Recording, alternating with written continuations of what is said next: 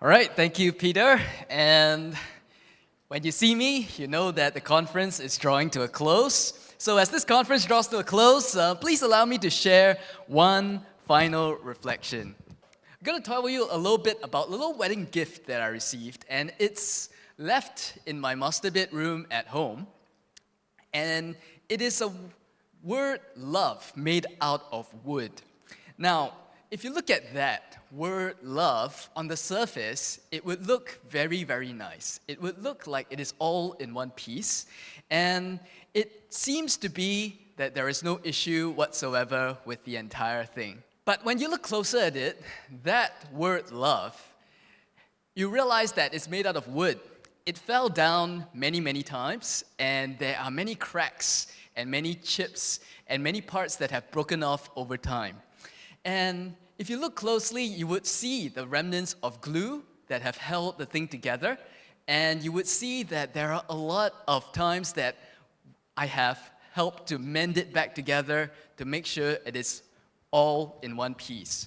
So, as you think about it, when you think about the idea of love, and I think we've talked about it here and there in the course of this conference, I think that is a picture of what true love looks like. When you think about the word love, you always think of something, especially when you hear from the media and all, you think of something that is very touchy-feely. When you look at the images in the media, when you hear the lyrics of popular songs, or fed all the romantic ideas about love, you might walk away with that idea that love is all about how we feel. That love is something that's rosy and sweet all the time. But that is not a realistic picture of love. Yes, sometimes love is rosy. Yes, it is sometimes sweet. But if we walk into our relationships expecting to feel rosy and sweet all the time, we will be sorely disappointed. Perhaps that is why some people today may have become cynical or skeptical about marriage and family, or even towards other people in general. If this cynical or skeptical attitude becomes widespread, it affects the common good in ways that we can already see today. And I think we can think of many, many different examples of how that can manifest in our societies, in our homes, and more.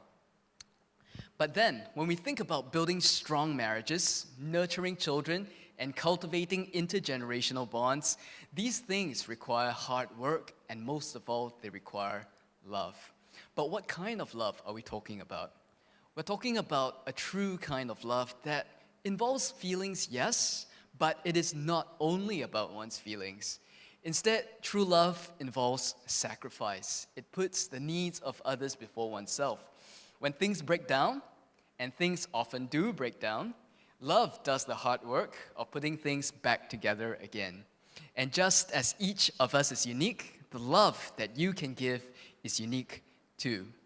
For me, I'm a husband, I'm a father, and I know that the love that I can give to my family is unique.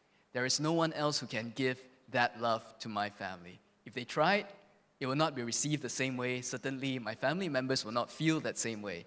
They might feel differently, they might feel good, they might appreciate it as another kind of love, but it is not the love that comes from me and me alone. And the same applies to all of us here. You know, we are parents, we are grandparents, we're siblings, we're children, we're grandchildren, or more. We all participate in the institution of family one way or another. Whether you're single, you're married, whether you're a parent, whether you're a grandparent, whether you're none of the above, I think at any one point in time, we've all been participating in the institution of family in our own way, and that changes over time. So you see that though often hidden, at first, the joy, the rosiness, and sweetness will certainly reveal themselves. But these are in fact a natural byproduct of seeking the good of others and of finding a profound sense that we have become a better version of ourselves. Rather than being self-centered, to become other-centered. It is not selfish, but it is selfless. And family is where we are challenged to do that hard work of love on a daily basis. So, if all of us here can do that hard work of love together, we can build a culture where individuals, families, and the nation can thrive. So with that, I'll end with some final thanks. So, on the screen and at the back of your lanyards, okay, not on the screen, but at the back of your lanyards, you can find a QR code. And so if you'd like to follow us on Telegram, please go ahead. And if you'd like to follow our Grander Together movement, you would find a link to our Facebook page with the video that you had just seen, and there will be more to come. So follow us for more updates, and please like, share our Facebook page. If you like the video, please share it with your friends. And on behalf of Cultivate, I would just like to extend my appreciation to all the panelists for sharing your insights and perspectives with us. I'd also like to thank the volunteers, those people that you've seen putting in their hard work, who have helped to make this day possible. And I would also like to thank the Silent Foundation for its generous support towards our conference, and the many others who believe in the work of Cultivate and have sown into our work. You know, we are a non-profit organization, and of course, we rely on the support of many, many different people, many different organizations who believe in our work and continue to sow into our work. And finally, I would like to thank all of you for joining us today. It's been a long day, and you've been a great audience, and you've participated so actively, sharing your insights, sharing your perspectives, asking good questions, and we appreciate all of that. So thank you very much, and have a great evening. Over to you, Sophia.